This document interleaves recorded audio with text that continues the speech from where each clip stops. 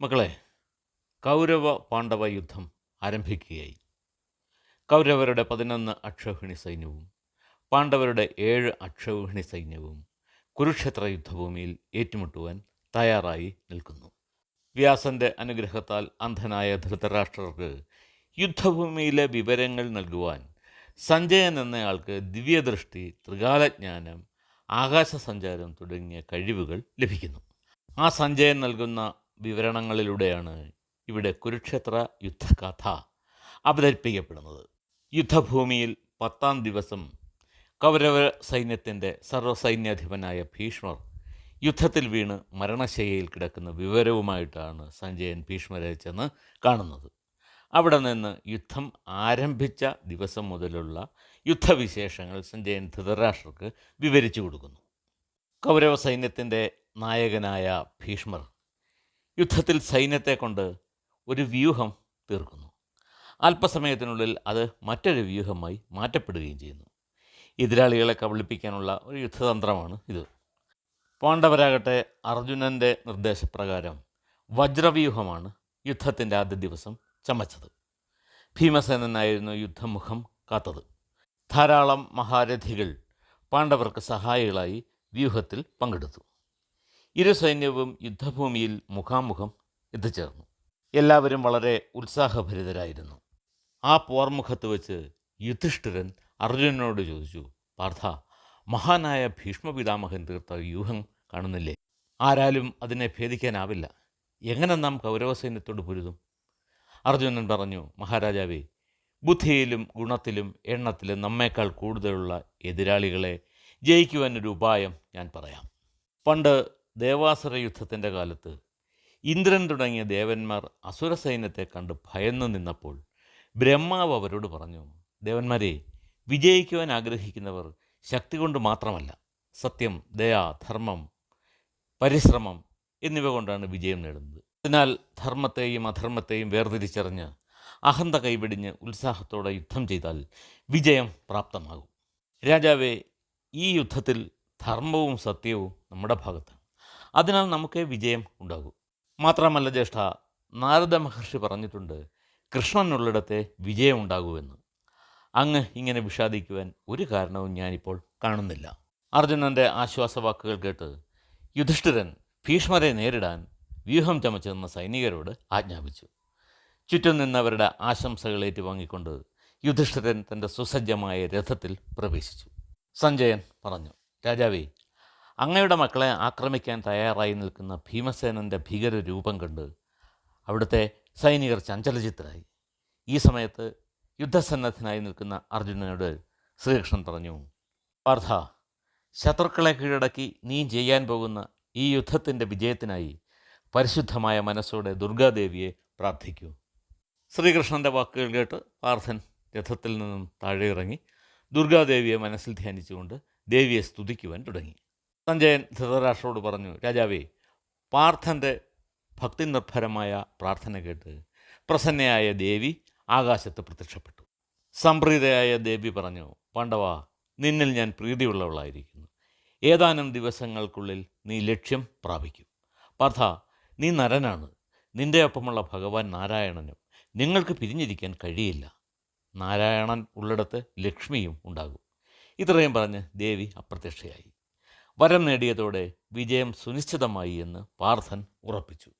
സഞ്ജയൻ പറഞ്ഞു, മഹാരാജാവേ, ധർമ്മമുള്ളിടത്ത് സത്യമുണ്ടാകും, സത്യമുള്ളിടത്തെ വിജയം ഉണ്ടാകും. അപ്പോൾ ധൃതരാഷ്ട്രർ ചോദിച്ചു, സഞ്ജയ, ധർമ്മക്ഷേത്രമായ കുരുക്ഷേത്രത്തിൽ യുദ്ധം ചെയ്യുവാൻ എത്തി നിൽക്കുന്ന എൻ്റെ മക്കൾക്കും പാണ്ഡുപുത്രന്മാർക്കും പിന്നീട് എന്ത് സംഭവിച്ചു? സഞ്ജയൻ മറുപടിയായി പറഞ്ഞു, രാജാവേ, യുദ്ധസന്നദ്ധരായി വ്യൂഹം തീർത്തു നിൽക്കുന്ന പാണ്ഡവ സൈന്യത്തെ കണ്ടപ്പോൾ ദുര്യോധനൻ ദ്രോണരോട് പറഞ്ഞു, ആചാര്യ, ദ്രുപദപുത്രനും അങ്ങയുടെ ശിഷ്യനുമായ ധൃഷ്ടദ്യുമ്നൻ വ്യൂഹം ചമച്ച് നിൽക്കുന്നത് കണ്ടില്ലേ? ആചാര്യ, അങ്ങ് നോക്കിയാലും മഹാരഥന്മാരായ എത്ര പേരാണ് അവിടെ അണിനിരന്നിട്ടുള്ളത്. ഇനി അങ്ങ് നമ്മുടെ സൈന്യത്തിലേക്ക് നോക്കൂ. മഹാരഥന്മാരായ ഇവരെല്ലാം നമുക്ക് വേണ്ടി ജീവൻ വെടിയുവാൻ കാത്തു നിൽക്കുകയാണ്. ഭീഷ്മപിതാമഹൻ എല്ലാ ശൗര്യത്തോടെയും സർവ്വ ആയുധങ്ങളും ധരിച്ച് എന്തിനും സന്നദ്ധനായി നിൽക്കുന്നു. ആചാര്യ, നമ്മുടെ സൈന്യം ശക്തമാണ്. എന്നാൽ ഭീമൻ നിർമ്മിച്ചു നിർത്തിയിരിക്കുന്ന അവരുടെ വ്യൂഹം നോക്കൂ. പരിമിതമായ സൈന്യ സമ്പത്തേ അവർക്കുള്ളൂ. അതിനാൽ നമ്മളെല്ലാവരും അവരവരുടെ സ്ഥാനങ്ങളിൽ ശക്തമായി നിലയുറപ്പിക്കണം. ഈ സമയത്ത് ഭീഷ്മർ സിംഹഘോഷം പോലെ ശംഖനാദം മുഴക്കി. ആ ശബ്ദം കേട്ട് ദുര്യോധനൻ്റെ മനസ്സ് ഹർഷോന്മാദത്താൽ സ്പന്ദിച്ചു. ആ ശംഖനാദത്തിനെ തുടർന്ന് വാദ്യോപകരണങ്ങളുടെ ശബ്ദം ആകാശത്തോളം ഉയർന്നു പൊങ്ങി. അപ്പോൾ വെള്ള കുതിരകളെ പൂട്ടിയ ഒരു രഥത്തിൽ ശ്രീകൃഷ്ണനും അർജുനനും അവിടെ എത്തിച്ചേർന്നു. കൃഷ്ണൻ പാഞ്ചജന്യം, അർജുനൻ ദേവദത്തം എന്നീ ശംഖുകൾ മുഴക്കി. തുടർന്ന് ഭീമസേനൻ പൗണ്ഡ്രം, യുധിഷ്ഠിരൻ അനന്തവിജയം, നകുലൻ സുഘോഷം, സഹദേവൻ മണി പുഷ്പകം എന്നീ ശംഖുകൾ മുഴക്കി യുദ്ധത്തിന് തയ്യാറായി. യുദ്ധത്തിൻ്റെ ഓരോ സേനാനായകന്മാരും അവരവരുടെ ശംഖുകൾ മുഴക്കി യുദ്ധസന്നദ്ധത പ്രകടിപ്പിച്ചു. മഹാരാജാവെ, സൈന്യത്തിൻ്റെ എണ്ണത്തിൽ പാണ്ഡവർ ചെറുതായിരുന്നു. എങ്കിലും അവരുടെ യുദ്ധവീര്യം അങ്ങയുടെ മകനെ ഭയപ്പെടുത്തി. അപ്പോൾ അർജുനൻ തൻ്റെ അസ്ത്രനൈപുണ്യം പ്രകടിപ്പിക്കുവാനുള്ള വ്യഗ്രതയോടെ ഭഗവാൻ ശ്രീകൃഷ്ണനോട് പറഞ്ഞു, കൃഷ്ണ, അങ്ങ് ഇരു സൈന്യങ്ങളുടെയും മധ്യത്തിലായി ആ രഥം ഒന്ന് നിർത്തുക. യുദ്ധക്കൊതിയോടെ ശത്രുപക്ഷത്ത് നിരന്നിട്ടുള്ള വീരയോദ്ധാക്കളെ എല്ലാം ഞാനൊന്ന് കാണട്ടെ. സഞ്ജയൻ തുടർന്നു, മഹാരാജാവേ, അർജുനൻ ആവശ്യപ്പെട്ടതുപോലെ ഇരു സൈന്യങ്ങളുടെയും മധ്യത്തിൽ ഭീഷ്മ ദ്രോണാദികൾക്ക് മുന്നിൽ തന്നെ കൃഷ്ണൻ രഥം നിർത്തിയിട്ട് പറഞ്ഞു, പാർത്ഥ, യുദ്ധസന്നദ്ധരായി നിൽക്കുന്ന കൗരവരെയെല്ലാം കാണുക. രഥത്തിൽ ഇരുന്നു കൊണ്ട് തന്നെ അർജുനൻ ശത്രു സൈന്യത്തിൻ്റെ മുന്നണിയിലേക്ക് കണ്ണോടിച്ചു. അവിടെ യുദ്ധസന്നദ്ധരായി നിൽക്കുന്ന സഹോദരന്മാരെയും പിതാമഹന്മാരെയും ഗുരുജനങ്ങളെയും പുത്രപൗത്രാദികളെയും ബന്ധുക്കളെയും സുഹൃത്തുക്കളെയും എല്ലാം അർജുനൻ കണ്ടു. ഈ കാഴ്ചകളെല്ലാം കണ്ട് ശോകത്താൽ വിവശനായ പാർത്ഥൻ ശ്രീകൃഷ്ണനോട് ദുഃഖത്തോടെ പറഞ്ഞു, കൃഷ്ണ, പോരിനായി വന്നിരിക്കുന്ന എൻ്റെ ബന്ധുജനങ്ങളെ കണ്ടിട്ട് എൻ്റെ ശരീരം തളരുന്നു. എൻ്റെ സന്ധിബന്ധങ്ങൾ നുറങ്ങുകയാണ്. നാവ് വരളുന്നു. ഞാൻ അടിമുടി വിറയ്ക്കുന്നത് അങ്ങ് കാണുന്നില്ലേ? എൻ്റെ ശരീരമാകെ കോൾമയിൽ കൊള്ളുന്നു. ഗാന്ധീവം എൻ്റെ കയ്യിൽ നിന്നും വഴുതിപ്പോകുന്നു. എൻ്റെ മനസ്സുപോലെ ശരീരവും ചുട്ടുപൊള്ളുകയാണ്. എനിക്ക് നിൽക്കാനുള്ള ശക്തി പോലുമില്ല. ശകുനപ്പിഴകളാണ് മുന്നിൽ കാണുന്നതല്ല. ഈ ബന്ധുമിത്രാദികളെയെല്ലാം വധിച്ചാൽ ഒരൈശ്വര്യവും സമ്പത്തും ലഭിക്കില്ല. കൃഷ്ണ, ഇങ്ങനെ ഒരു വിജയം എനിക്ക് വേണ്ട. ഈ യുദ്ധത്തിലൂടെ നേടുന്ന വിജയം കൊണ്ട് എന്തു ഫലം? രാജ്യം കൊണ്ട് എന്തു പ്രയോജനം? ഈ രാജ്യവും സുഖങ്ങളുമൊക്കെ ആർക്കു വേണ്ടി നേടണമെന്ന് നാം കരുതിയോ? അവരെല്ലാം ഇവിടെ പോരിൽ ചാകാൻ തയ്യാറായി നിൽക്കുകയാണ്. കൃഷ്ണ, ഇവരെന്നെ വധിക്കട്ടെ. എനിക്ക് 3 ലോകങ്ങളിലെയും സുഖങ്ങൾ ഒന്നിച്ചു കിട്ടും എന്ന് പറഞ്ഞാൽ പോലും ഇവരോട് യുദ്ധം ചെയ്ത് ഇവരെ വധിക്കുവാൻ എനിക്ക് കഴിയില്ല. ധൃതരാഷ്ട്രരുടെ മക്കളെയെല്ലാം വധിച്ചിട്ട് എന്ത് നേട്ടമാണ് ഈ ജീവിതത്തിൽ ഞാൻ നേടാൻ പോകുന്നത്? ഇവർ അക്രമികളാണെങ്കിൽ പോലും ഇവരെ വധിച്ചാൽ പാപം ഉണ്ടാകും. എനിക്ക് പിതൃതുല്യനാണ് ധൃതരാഷ്ട്രർ. അദ്ദേഹത്തിൻ്റെ മക്കളെയെല്ലാം വധിച്ചിട്ട് നാം എന്ത് നേടിയിട്ടും മനഃശാന്തി കിട്ടില്ല. കേശവ, രാജാധികാരത്താൽ മതിഭ്രമം ബാധിച്ച ഇവർ വംശത്തിൻ്റെ നാശം കൊണ്ടുള്ള ദോഷവും മിത്രങ്ങളെ ദ്രോഹിക്കുന്നതുകൊണ്ടുള്ള പാപവും മനസ്സിലാക്കുന്നില്ല. അപ്പോൾ വംശം നശിക്കുന്നത് കൊണ്ടുള്ള ദോഷത്തെക്കുറിച്ച് അറിയുന്ന നമ്മൾ പിന്മാറേണ്ടതല്ലേ? കുലം നശിക്കുന്നതോടെ കുലധർമ്മവും നശിക്കുന്നു. ധർമ്മത്തിന് നാശം സംഭവിച്ചാൽ കുലം ഒന്നാകെ നശിച്ചു പോകും. ഭഗവാനെ, പാപം ശക്തി നേടിയാൽ കുലസ്ത്രീകൾ കുലടകളാകും. ദുഷിച്ചു പോകുന്ന സ്ത്രീകളിൽ വർണ്ണസങ്കര പ്രജകൾ പിറക്കും. ആ പ്രജകൾ കുലം മുടിച്ചവരെ മാത്രമല്ല, കുലത്തെ കൂടി നരകത്തിൽ തള്ളും. അപ്പോൾ ശ്രാദ്ധകർമ്മങ്ങൾ ലഭിക്കാതെ പിതൃക്കളും നരകത്തിൽ പതിക്കുന്നു. കുലധർമ്മത്തെ തകർക്കുന്നവർക്ക് ദീർഘകാലം നരകത്തിൽ കിടക്കേണ്ടി വരില്ലേ? ബുദ്ധിമാന്മാരെന്ന് സ്വയം കരുതിയ നമ്മൾ ഈ പാപം ചെയ്യാൻ തയ്യാറായത് കഷ്ടം തന്നെ. രാജ്യവും സമ്പത്തും നേടാൻ വേണ്ടി നാം ബന്ധുക്കളെ വധിക്കാൻ ഒരുങ്ങിയല്ലേ വന്നിരിക്കുന്നത്. ഞാൻ നിരായുധനായി നിന്നു കൊടുക്കാം. ധൃതരാഷ്ട്രപുത്രന്മാർ എന്നെ വധിച്ചു കൊള്ളട്ടെ. എന്നാലും ഈ പാപകർമ്മം ചെയ്യുവാൻ എനിക്കാവില്ല. സഞ്ജയൻ ധൃതരാഷ്ട്രക്ക് വിശദീകരിച്ചു കൊടുത്തു. രാജാവേ, പോർക്കളത്തിലെത്തിയവരെ കണ്ട് നിരാശനായ അർജുനൻ ആയുധങ്ങളെല്ലാം ദൂരെ എറിഞ്ഞ് രഥത്തിൻ്റെ പിൻഭാഗത്തായി ഇരുന്നുപോയി.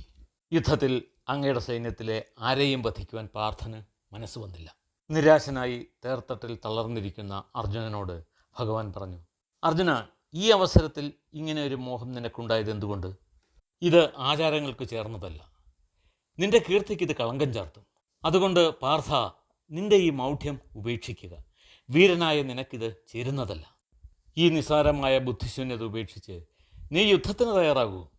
അർജുനൻ പറഞ്ഞു, ദേവദേവ, ഭീഷ്മപിതാമഹനോടും ദ്രോണാചാര്യനോടും ഞാൻ എങ്ങനെ യുദ്ധം ചെയ്യും? അവർ രണ്ടുപേരും എനിക്ക് സംപൂജ്യരാണ്. ഈ ഗുരുജനങ്ങളെ വധിച്ച് വിജയിക്കുന്നതിനേക്കാൾ ഭിക്ഷാടനം കൊണ്ട് ഉപജീവനം നടത്തുകയാണ് ഏറെ ശ്രേയസ്കരം. ഇവരെ വധിച്ചുകൊണ്ട് നേടുന്ന വിജയം രക്തപങ്കുലമായിരിക്കും. ഇപ്പോൾ എൻ്റെ മനസ്സാകെ കലുഷിതമാണ്. യുദ്ധം ചെയ്യുന്നതോ അതൊഴിവാക്കുന്നതോ ഏതാണ് നല്ലതെന്ന് തീരുമാനിക്കുവാൻ പോലും എനിക്ക് കഴിയുന്നില്ല.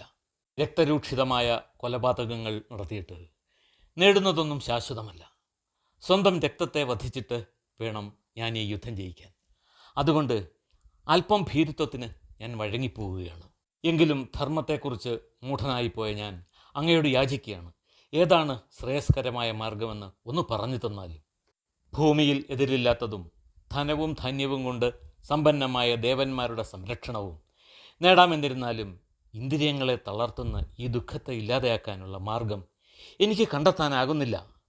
സഞ്ജയൻ തുടർന്നു. എന്തിലും അന്തർലീനനായിരിക്കുന്ന ഭഗവാനോട് തനിക്ക് ശരണം നൽകണമെന്ന് അപേക്ഷിച്ചിട്ട് താനിനി യുദ്ധം ചെയ്യുകയില്ല എന്ന് പ്രഖ്യാപിച്ചുകൊണ്ട് അർജുനൻ മൂകനായി ഇരുന്നു. ഇവിടെ മുതൽ മഹാഭാരത കഥയിലെ ഏറ്റവും പ്രധാനമായ ഭഗവത്ഗീത ഭാഗം ആരംഭിക്കുകയാണ്. യുദ്ധത്തിൽ നിന്നും പിന്മാറാൻ ഒരുങ്ങിയ അർജുനനെ യുദ്ധസന്നദ്ധനാക്കുന്നതിനാണ് ഭഗവാൻ ഈ ഉപദേശങ്ങൾ നൽകുന്നത്. മഹാഭാരത കഥയിലെ ഏറ്റവും പ്രധാനപ്പെട്ട ഭാഗമാണ് ഗീതോപദേശം. ഇതിൽ അർജുനന് നൽകുന്ന ഉപദേശങ്ങളിലെ തത്വങ്ങൾ മഹാഭാരത കഥയിൽ പലരും പല ഭാഗങ്ങളിലും പറയുന്നുണ്ട്. എന്തിനു വേണ്ടി ഒരു മനുഷ്യൻ തൻ്റെ കർമ്മങ്ങൾ ചെയ്യണം, ഇതിൻ്റെ വിശദീകരണമാണ് ഭഗവത്ഗീത. ഇന്ന് പാശ്ചാത്യ രാജ്യങ്ങളിൽ പോലും ഭഗവത്ഗീത പാഠ്യവിഷയവും കർമ്മോത്സുകർക്ക് ഉത്തേജകവുമാണ്. ഭഗവത്ഗീത 18 അധ്യായങ്ങളായിട്ടാണ് രചിക്കപ്പെട്ടിട്ടുള്ളത്. അതിൻ്റെ തത്വങ്ങളിലേക്ക് നമുക്കൊന്ന് കടന്നു ചെല്ലാം. അത് അടുത്ത ദിവസം.